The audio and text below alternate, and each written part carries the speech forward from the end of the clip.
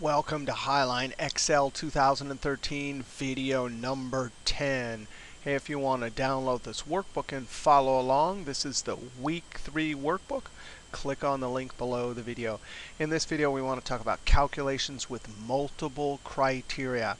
Now we've talked about this topic a little bit so far in this class, but now we want to talk about it in much more detail. I want to go over to the sheet CSA. That's C for COUNTIFs, S for SUMIFS, and A for AVERAGEIFS. I'm going to click on this sheet. All right. SUMIFS, COUNTIFs, AVERAGEIFS, they make calculations with one or more conditions. So we want to start off by looking at an example of each one of those functions. Just a single cell calculation. So here in K8, I want to add all the sales from the sales column for sales rep Mo in region north. That's two conditions or two criteria. I don't want to add all of the sales from this column. I need to, with my formula, look through the whole region column, and anytime I match a north, true, and then from the sales rep column, match a Mo, true. Anytime I get a true and a true, that means this number from the sales column should be used in this calculation. I may find north some other times, but here I got a true, but here fam does not equal Mo, so I got a false. It's only when you get true, true. That's the definition of AND criteria. All the criteria or conditions must get a true. Later we'll talk about OR criteria, where just one has to get a true, and then the whole OR calculation comes out true. All right? And criteria. Let's add using two conditions. I'm going to use the SUMIFS. Now, SUMIFS has only been around since Excel 2007. All right. Sum range. Click in the top cell. Now, we're not copying this formula anywhere. So now watch this. We're going to use our keyboard Control-Shift-Down arrow, and then instead of F4 to lock it or scrolling up, I can use Control-Backspace. There it is, Control-Backspace. I think that's the first time we've seen that in this class. It just jumps the screen back in view. Comma, criteria range. Well, we got to get the whole region. Control-Shift-Down arrow, Control-Backspace. Comma, criteria. Well, criteria range. Criteria. That's the single criteria to match in that column. So we have one condition. Now let's do our next one. Criteria range 2, sales rep, Control-Shift-Down arrow, Control-Backspace, comma, criteria 2, I'm going to left arrow. So there we have it. Only when it finds both of those will it get the number and add. Enter. All right, now COUNTIFs for counting equal COUNTIFs. It's just criteria range because all it's doing is counting. And anytime it finds true and true, boom, it will get count 1, right? All right, so criteria range, Control-Shift-Down arrow, Control-Backspace, comma, arrow, left arrow, comma, Control-Shift-Down arrow, Control-Backspace, comma, arrow. Close parentheses, and COUNTIFs will count 119 transactions that Mo had in the north region.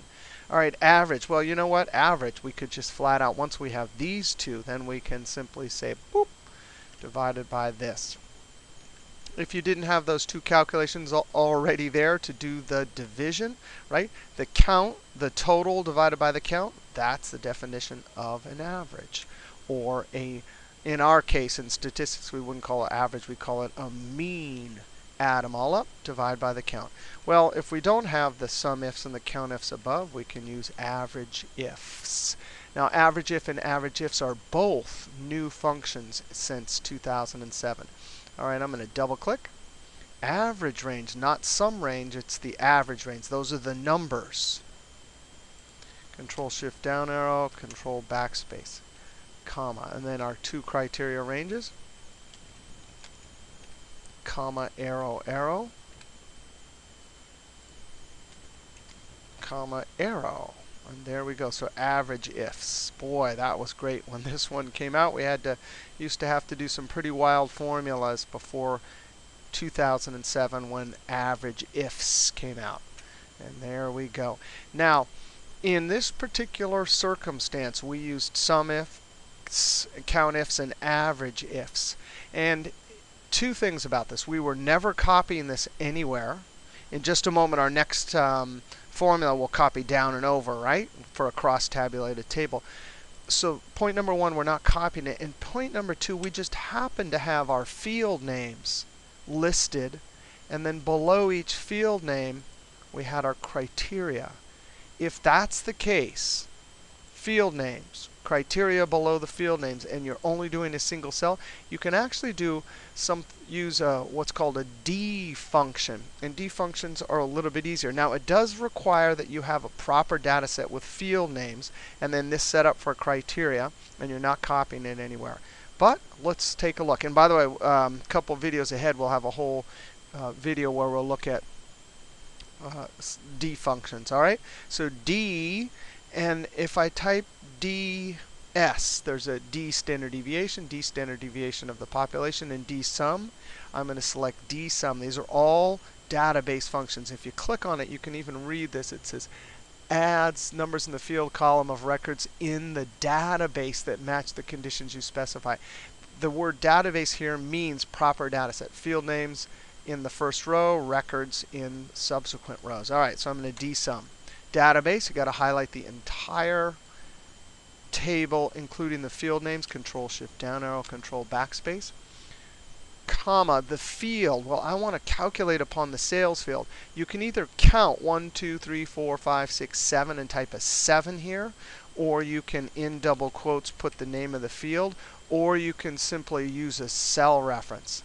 And again, in our later video, a couple ahead, I have all the notes for you in this the yellow stuff that tells you all of these options. All right, so that means I'm going to, whatever calculation adding I'm doing, it's on this column sales. It needs the field name, comma, and then the criteria.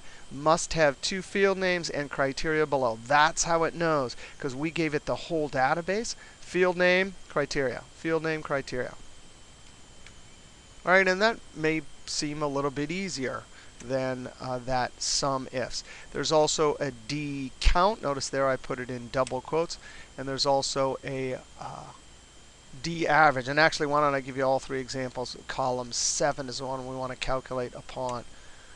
All right, and again, we'll come back to that in just a moment. But the problem with D functions is you do not always have the field names listed, and it's very difficult, if not impossible, to copy a formula. So now let's look at a situation where we absolutely want to use, in our case, we're adding with 3 criteria, so we absolutely want to use SUMIFS because I want to be able to copy it down and over. So any one of these intersecting cells, I need to find in the region column, West, and then in the products column, I need to find the RAD item. And it has to be for customer QFC. So we have 1, 2, 3 equals SUMIFS. Sum range. Control Shift down now F4 because we're definitely locking it. Comma, criteria range. I'm going to start with region. All right. Control Shift down on F4. That's also locked in all directions. Now, this condition or criteria, when I copy it to the side, I need it locked. I'm copying across the letters, so I need to lock that I, F4, F4, F4. However, when I copy it down across the rows, I want the dancing ants to move to west and north, so no $sign in front of the 18. Comma, criteria range 2. Let's go ahead and do product. Control Shift down arrow, F4, comma. Now, when I get the criteria here, this is a cross-tabulated table, so when I copy down, this entire column needs to be locked on that condition there. So I'm copying down across the rows, the numbers, so I hit F4 and lock the number, but not the letter. Now, when I copy the formula over to the RAD column and then to the AIM column, I need those dancing ants to move, so we're not going to lock down the J. Comma. Here's our criteria range 3. It is going to be for the customer. Control Shift down arrow, F4, comma. And I'm just reading my screen tip. Oh, and this one, the whole table needs whatever we put there. F4, close parentheses. All right, Control Enter, double click and send it down, stop, re-grab it and drag it over. Go to the diagonally furthest cell in our table across from where we entered the formula and hit F2. That is simply amazing. Look at that. I like to see the DSUM function do that. It won't do that. There is our 1 criteria, 2 criteria, 3 criteria, and all the columns are locked. All right, let's scroll down. Let's talk about COUNTIFs or COUNTIF for one condition.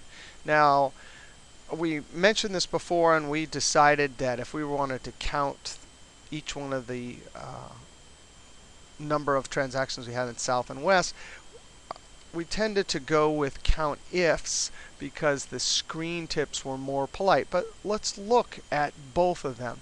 COUNTIFs, it says criteria range 1 criteria. So I'm going to go over and get, oh, I can't quite see it. Notice it's C. Here's a trick. I can click and then use my arrow key.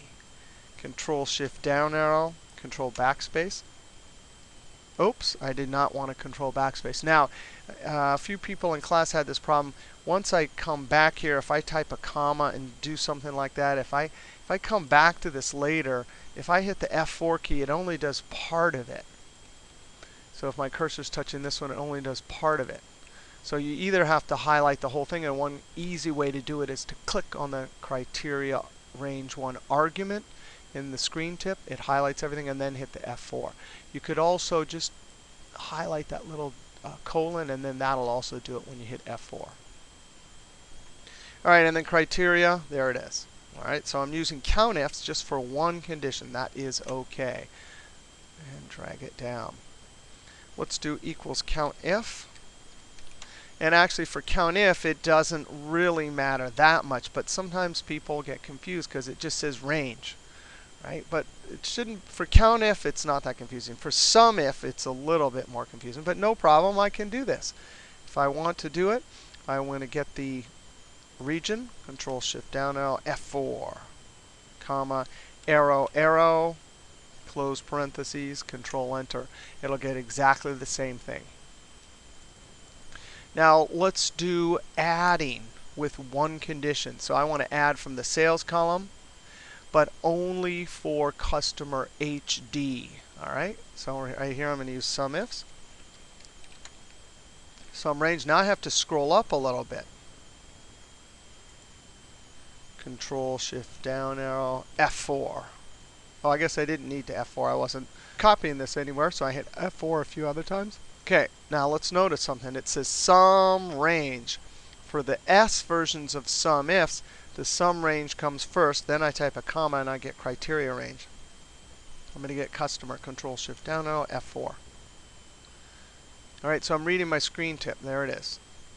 Criteria range comes after sum range, comma, and then there's my criteria HD. All right, now I'm going to copy this. Control C, Control V, and delete this. Now let's see what the screen tip looks like for SUMIF. Right, because we only have one, so it's perfectly all right.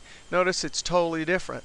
The range, it doesn't say criteria range, so that's why sometimes people get confused. The sum range, it does say sum range over here, which for this one, I always, as I was learning it, had to come to the end and go, oh yeah, that's the one with all the numbers. Our tendency is to jump, at least from teaching Excel all these years. That's what I see is people are like, oh yeah, the range, I better go get the numbers. Ooh, but that's not going to work. That's the criteria range. Customer, Control Shift down arrow, Control backspace, comma, the criteria is HD, and then comes the sum range. Control Shift down arrow, Control backspace.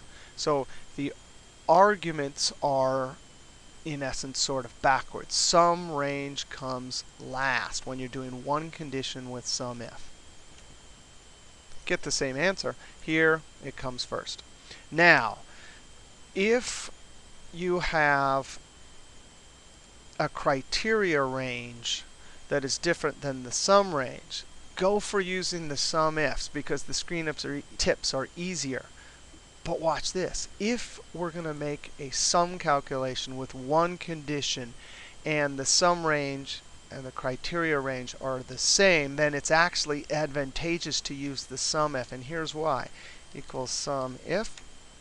And if you were to click on this blue hyperlink here and go to help, you would read that it says that if the sum range and the criteria range are the same, all you have to do is enter the range here.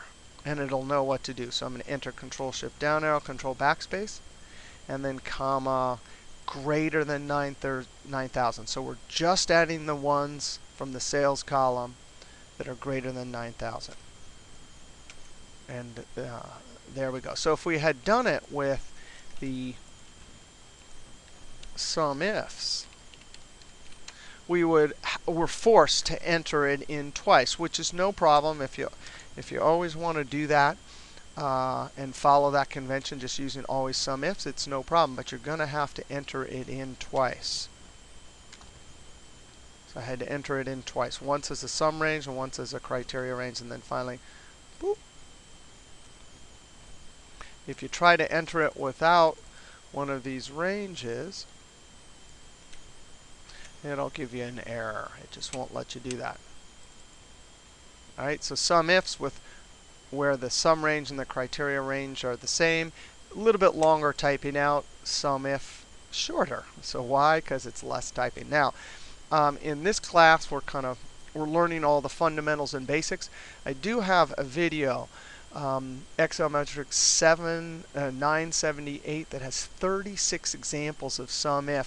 All sorts of wild, obscure examples. So at least keep it as a reference video if you're ever trying to do something with sum and you can't quite figure it out. This video, you go there and it has one of those table of contents in the Show More section below with the time hyperlink. That video is amazing. Now we want to go talk about between criteria, which is a type of and criteria.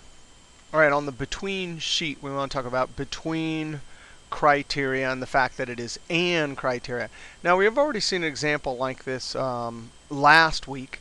Here we have some sales and a date column. In our first example, we want to count. So these are transactions from a department store, and we want to count how many transactions we had between 0 and 500, 500 and 1,000, all the way up to 2,500 to 3,000. Our next example, a couple examples ahead, we'll count dates and count how many transactions we had per month or year or quarter, for example. All right, so between criteria is fairly common.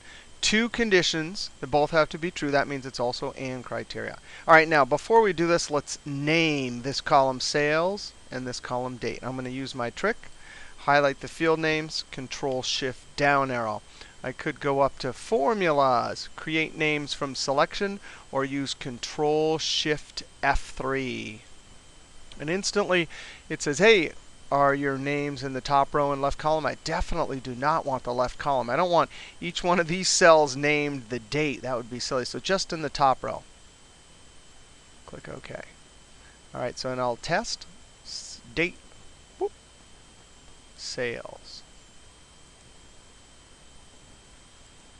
Now I want to count min and then figure out the min and max. But because anytime you have some numbers and you're counting between like this, I want to know what the min and max is. So the categories that I create, I want to make sure I capture all the numbers. So I'm going to count. I'm going to count numbers. So I'm going to use count SAL, or hey, wait a second, backspace. I guess it's just S tab. Enter. Equals MIN tab S tab. Enter. Equals MAX tab S tab. Enter. All right, so if we have some categories, they better go from about 0 to 3,000. Whatever the two numbers are, you want to make sure that your categories will capture them all. I mean, unless you're only counting, you don't want to count them all, but most of the time you want to try and capture them all. So the min and max will do that for us. All right, counting with two conditions. So I'm going to use the COUNTIFS. Now the criteria range for each one of these will be the same, the sales column. So I could highlight Control-Shift down arrow, Control backspace. That would automatically put the sales name in. Criteria range, boop. The lower, comma, I'm just going to type S tab, comma, and then the upper. It does not matter in which order you do these with AND criteria, but I'm going to stick with the lower and then the upper. All right, so that'll count between that lower and upper. Double click and send it down. Okay, so the transactional data, I mean, that sort of makes sense. If this is department store data, most of the transactions are going to be smaller transactions. Luckily, look at that. They have some big transactions up here. They have a furniture sale or something like that. Now, before we go on to our next example, I want to make a note about how we use the equal sign. Now, notice in this example, the equal sign is on the lower limit, but not the upper limit. The reason that that's important is because we have in our first category 500, but the next category's lower limit also uses 500. Anytime you have that situation where the upper and then the next category lower are the same number, you can have the equal sign on only one of them. If we had an equal sign here and here, we risk double counting. Now, we chose to put the equal sign on the lower. That's fine. You could easily put it on the upper. And in fact, on our next sheet, we will have an example like that. But if we put it up here, don't put it on the lower. Not only that, but 2 examples ahead on this sheet, we'll have dates. And because it's the first and the last of the month, and then the first and the last of the month, or first and the last of the quarter, you can have an equal sign on both because these 2 numbers will not be the same. So be careful with the equal sign when creating a lower and an upper limit for between criteria. All right, let's go look at our next example. We're going to do the same categories, but we're going to build our upper and lower limits off of a start number. That means the smallest number it can be. And then the increment. Each one of these categories spans 500. So that'll be called the increment. And then we're going to create a label, a text label that says greater than or equal to whatever the lower is and less than the upper. And then finally, we'll create our COUNTIFS formula. Well, the lower will start with 0.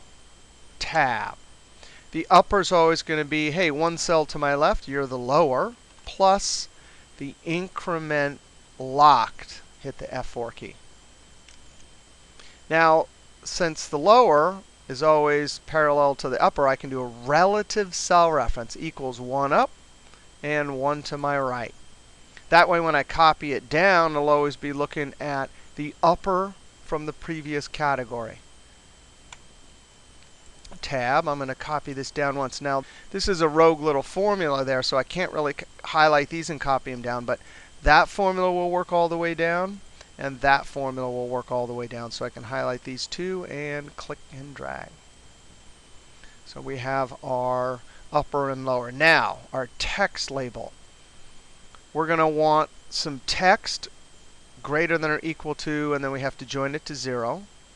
And then we have to join that 0 to and less than. That'll be our next text. So there's 3 things. And then we'll have to join it to the 500. That will be 4 things. So I'm going to say equals. And in double quotes. Now, I put greater than or equal to and a space, because I want there to be some space between the text and whatever I join this text to. Ampersand. And then I'm going to join it to the 0. I'm going to Control Enter and just see that that's working. OK, that's working. F2. Now I have to join it. There's 2 things so far, and I want to join those 2 things with the 3rd thing. So ampersand and in double quotes and less than space in double quote. I'm putting a space because if I didn't, then the letter N would be touching the number 5 there, and I don't want that. And join it to that 500. Control Enter. Now this has word wrap, I think. So I can just come over here and double click. Double click between that 24 and that 25. Now I can double click and send it down.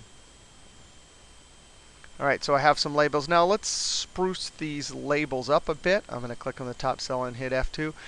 Those 2 cells, I'd like to actually make them look like dollar amounts, right? $0 up to $500. So we don't have any dollar signs. Even if we formatted these two cells, that would be number formatting.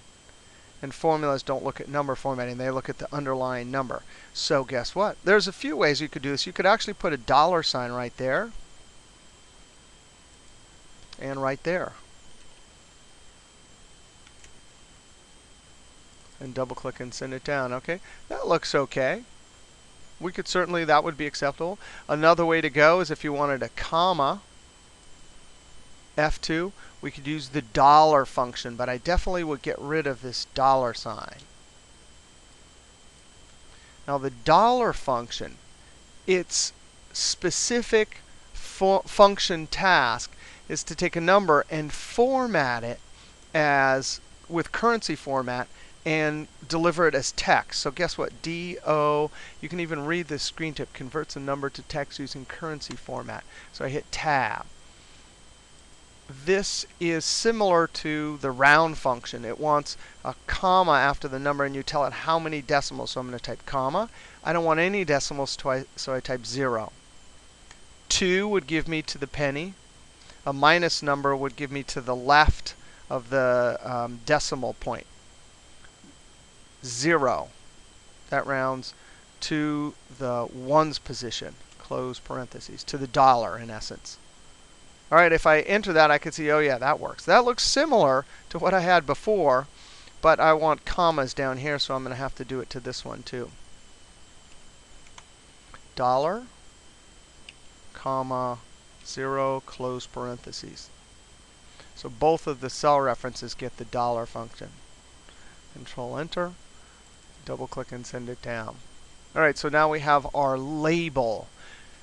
Let's count with two conditions. Equals COUNTIFS, criteria range, sales, comma. Now, here's where our criteria, our first example, we had greater than or equal to 0 in a cell, but I need to join greater than or equal to that 0. The comparative operators, if you're going to join them, have to be in double quotes. Greater than or equal to, in double quotes, ampersand, the join symbol, 0. So that whole thing right there will be considered one thing. If you were to F9 this and look, you'll see, oh yeah, it creates it as a single thing so that COUNTIFs can understand. Control Z. This convention for joining comparative operators, joining them with a cell which has a number, can be used in SUMIFS, AVERAGEIFS, SUMIF, COUNTIF, and even AVERAGEIF. All right. Comma. The criteria range 2, it's our sales again. Comma. Criteria range 2. Well, it's got to be less than. Oh, got to put it in double quotes. So double quote, less than, double quote. And join it to our upper limit. And there you go. That formula will work. Close parentheses, Control Enter, double click and send it down. Okay, so now we've created a little report. You know, we could print this out. We could change the column width if we wanted to. There's our count. All right, now we want to go over and look at our next example. This will involve dates. Now we have our column over here for dates, and I want to look at the min and max date, and then figure out our upper and lower. Equals min tab da. Now the date function gets in the way here, right?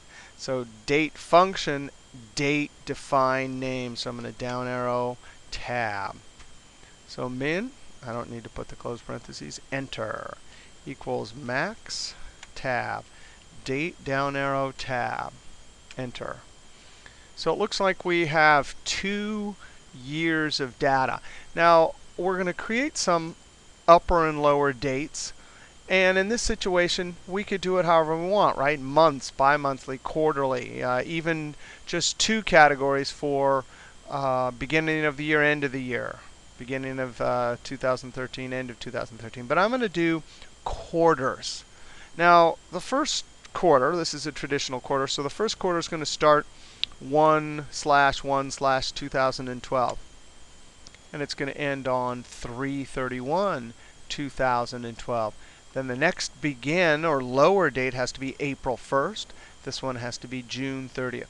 So somehow we need to get those dates all the way down. Well, get this. This whole column for upper date always needs to get the end of the month, so you're not going to believe it. There's an end of month function that specifically always finds the end of a given month. Tab. Now, the cool thing about end of the month is you give it a start date, which is a serial number. If you type 0, that means this month. If you type 1, that means next month. 2 months out. If you were to type a minus, it means the last day of last month. For us, we want to go 2 months in the future. And no way, that'll always calculate the end of the quarter. All right, so now we're going to have our similar situation, but check this out. We can simply say, instead of the 31st, that would create a situation where we can't have equal signs on both sides. And I want to include the first of the month and the end of the month, the first of the month and the end of the month. So that's a serial number. I can just say +1. You've got to be kidding me. So as I copy this down, that relative cell reference will always be looking at the end of last month. When I'm all the way down here, it'll be looking right there, the end of the last quarter, I meant. What's the end of the last quarter? So now I can copy this down. Because, right, it's always looking relative cell reference saying, give me the end of the month, 2 months in the future. All right, now I can copy these 2 cells down. And there we have quarters. That's absolutely beautiful. All right, now let's create our formula in cell F26 that will add from the sales column for each one of the quarters. All right, you ready? Equals SUMIFS. All right, our sum range will be our sales defined name, comma, the criteria range. In both cases, we have and criteria, between criteria, a lower and upper date to count. So we're going to have criteria range twice, and it's going to be date both times. Down arrow tab. All right, now the first criteria. We have numbers sitting in there, so we need to join our comparative operators. Now the first one is the lower date, so we have to say every date in the column that's greater than or equal to that comparative operator is in double quotes. Join it, the ampersand, to the actual date. So this lower date is included. We want to include that. If we find anything in the date column that's on the first day of the quarter, we want to include it. Comma. The criteria range 2 is going to be date. And now our second criteria, this is the upper limit.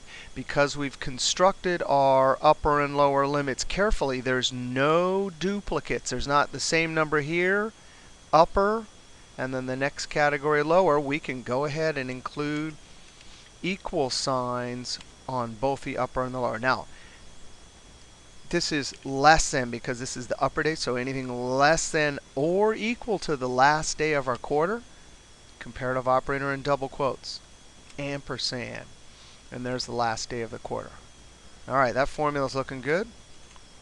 Close parentheses, Control Enter, double click and send it down. I'm going to Control period to get to the end in F2. Oh, that is looking beautiful. The ranges are locked. Well, of course they are. They're defined names, and we didn't go change them. And look at that. It's got the lower and upper dates for our quarter. Beautiful solution.